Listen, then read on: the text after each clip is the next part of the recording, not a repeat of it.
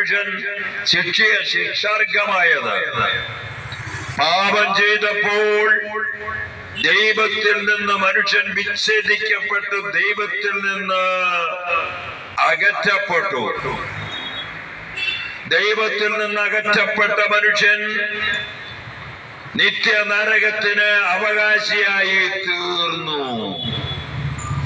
പാപത്തോടുകൂടെ പിശാചിന്റെ ചതി മൂലം പാപത്തോടെ മരിക്കുന്നവരെല്ലാം പിശാചിന് അവകാശിയായി തീരുന്ന സാഹചര്യത്തിൽ മനുഷ്യനെ രക്ഷിക്കാനായിട്ട് ലോകത്തിലുള്ള ഒരു മനുഷ്യനും കഴിവില്ലാത്ത വിധം എല്ലാ മനുഷ്യരും പാപികളായി തീർന്നു.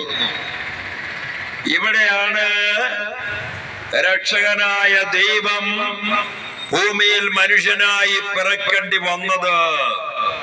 പാപമില്ലാത്തവന് മാത്രമേ മനുഷ്യവംശം അകപ്പെട്ടുപോയ നിത്യമരണത്തിൽ നിന്നവനെ വീണ്ടെടുക്കാൻ സാധിക്കുകയുള്ളൂ എന്നതിനാൽ ദൈവം പാപമില്ലാത്തവനായി മനുഷ്യനായി ഭൂമിയിൽ പിറന്നു. ആ ക്രിസ്തുമസിന്റെ ജന്മത്തിന്റെ ആഘോഷം, യേശു മനുഷ്യനായി പിറന്നതിന്റെ ജന്മദിനം 2025 വരുന്ന ഡിസംബർ 25-ാം തീയതി. അപ്പൊ ഈ രക്ഷകൻ ഭൂമിയിലേക്ക് വന്നത് മനുഷ്യനെ